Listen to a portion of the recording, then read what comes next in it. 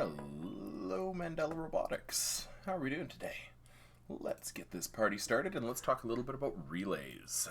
One of the cooler things we get to deal with in electronics here. So I'm really quickly going to jump over to Tinkercad and we're going to start right away talking about what a relay is. Now, I want to start off by saying that relays are kind of the bridge between small scale electronics, small voltage electronics, like we're used to using here, 5 volts in most cases, to connecting it to really large voltage electronics. Now, we also have the ability to do this with transistors to a certain degree, but relays are kind of a good way of doing it if you're going into the industrial automation realm and trying to make something particularly high voltage. Now, what we're going to do, I've got a few things set up here, but I'm going to actually set this all back up again, and I'm just going to send it over to another part of the board so we can play with it. We'll come back to this in a second. So we've got our breadboard, we've got our relay here, and I just want to zoom in on what this does, and I want to explain what a relay is and how it works. A relay is a way of keeping 2 voltage levels away from each other. It's a way of running your Arduino at, let's say, a 5 volt input, while still having it be able to connect to something with much higher voltage. Now let's be clear here. This one here says it's rated for up to 3 amps and 24 volts DC, or 3 amps and 125 volts AC voltage. That means that if we were to actually connect this to, let's say, a wall outlet, it would actually not simply burn out. Now, to flip that, your Arduino, if you were to hook it up to your wall outlet, would simply light on fire. It just has way too much voltage. The board itself is rated for no more than about 12 to 15 volts, depending on which version you get. But if you hook the Arduino up, it's going to light on fire. That's really what works. What happens here? So what this relay really is here to do is to make it so that Arduino can be isolated from that higher voltage. Okay, we'll often call these logic levels, though this is a little beyond that in what we're talking about.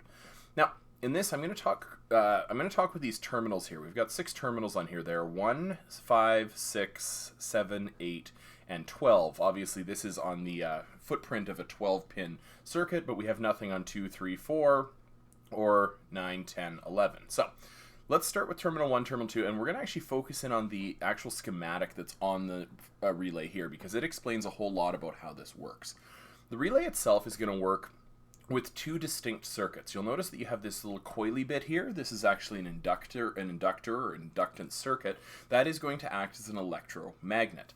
That circuit right there, which goes from terminal 5 to terminal 8, there we go, is actually electrically isolated from the rest of the circuit. It's not connected. Notice that little kind of woohoo that goes there, that little bump over top of the electromagnet. So the rest of these, terminal 1, terminal 12, 6, and 7, are all electrically connected to each other potentially. We can see from the drawing, though, that right now, terminal 1 and 12 are connected to each other, and they are currently connected to terminal 7. Now we're gonna have some fun here. We're actually gonna bounce this. We're gonna bounce this back and forth and actually make this switch actuate, which is a fancy way of saying it's gonna move. So very simply, I'm just gonna drag a battery onto this thing, attach a couple wires here, so that we have some power to play with. All right. So now, what's going to happen is we're going to ask ourselves the question, if I provide power to this electromagnet, what happens to this circuit? I'm just going to grab a push button really quickly, and I'm really simply going to connect the push button. I'm just going to color code these wires correctly so that I know that I've got the right one. Again, color coding your wires is really important for troubleshooting purposes to make sure that you have something that works and that you can actually potentially fix if you need to. I'm going to connect this push button over to the pin 5, terminal 5 on my relay. I found the word. It's okay. And that is theoretically going to power part of the inductance circuit, or the electromagnet here. I'm going to connect the other side to negative. I'm just going to make that black so that I can see what it is, what I think I've done here. And now what's going to happen is I'm going to start the simulation. I'm going to zoom in very briefly on the actual relay itself, and I'm going to press this button a couple times. And what you're going to see is every time I press this button, the relay switches. So it switches from being connected to pin 7, sorry, terminal 7, to being connected to terminal 6. Now this is important because this circuit has not actually had any voltage. This circuit here has only had the voltage coming from that battery. Okay. It is literally using this magnet to switch the circuit. There's literally an armature inside of there, and when we activate that inductance coil, it's literally electromagnetically going thunk and actually putting the switch into the right place. That's why if you're ever by traffic lights, older traffic lights, newer ones tend to use solid state relays, which don't make a noise. They use a different method. this kind of relay actually is in those boxes that actually control these. Now you can see those boxes. You probably have never noticed those boxes, but every traffic light ever has a box. Here in Calgary, they're about 4 feet tall by about 1.5 feet deep and about 2 feet wide. They're a gray box by one corner of the traffic light, and if you stand by them and they're old enough, you'll actually hear the clicking as the traffic lights change because the relays inside of them are switching. Now the controller inside of those, we use an Arduino microcontroller. Those would use what's called an industrial PLC. That's a programmable logic controller. And again, Calgary Connection, if you want to learn how to program a PLC, there's this awesome program at SAIT, the Mechanical Engineering Tech program, where they'll actually teach you all about PLCs and how to make those run. Now, we now have seen how this works. We now know that if we actually tied in a significant amount of voltage to the other parts of this relay, we could control things just like we do with a push button or a flip switch. So let's jump back to our Arduino here. I'm going to stop my simulation to just show you what I've hooked up here. All right, so over here I've got a voltage source, and I've maxed it out. I've actually put it up to 30 volts here, which technically, if it's a DC voltage supply, is a little more than it should. I should be down to 24 if I'm following the specs of the actual relay itself. I've connected both sides. I've connected them to a motor, and I've connected them back to the relay itself down here in terminal 1. I've now connected the other side of the motor over to terminal 6. Okay, so theoretically, right now, this motor should not spin. Okay, this armature inside the relay is not actuated. It hasn't moved.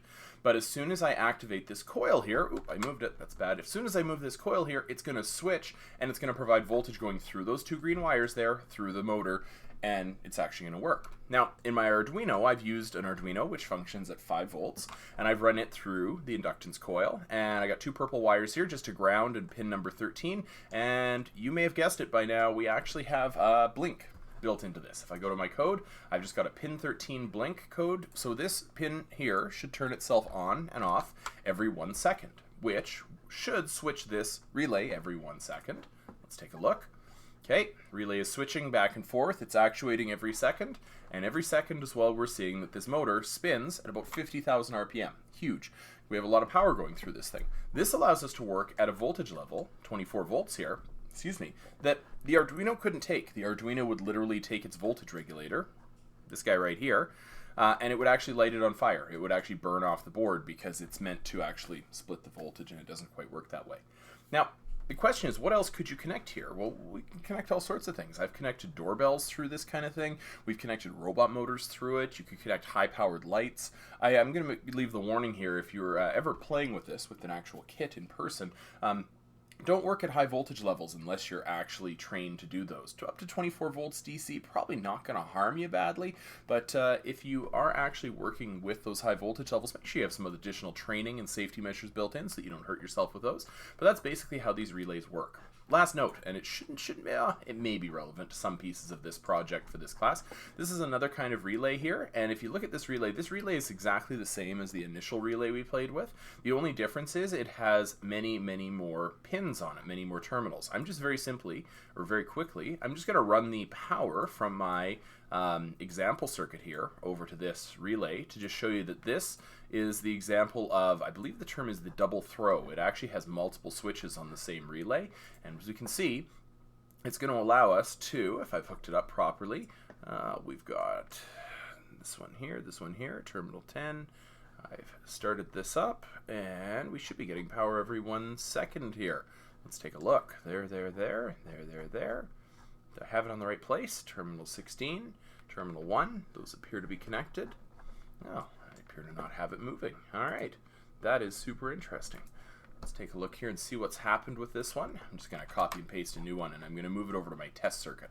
Not a bad idea to prototype things here before you try to demo them, but I got ahead of myself. So let's take this up here and see if we can fix it, okay? I'm simply going to grab these wires that I had here. I'm going to drag them over to the side of this and see if by running some voltage through this particular circuit here, I can get it to switch. I can't. Okay, so something weird is happening. I will troubleshoot this one.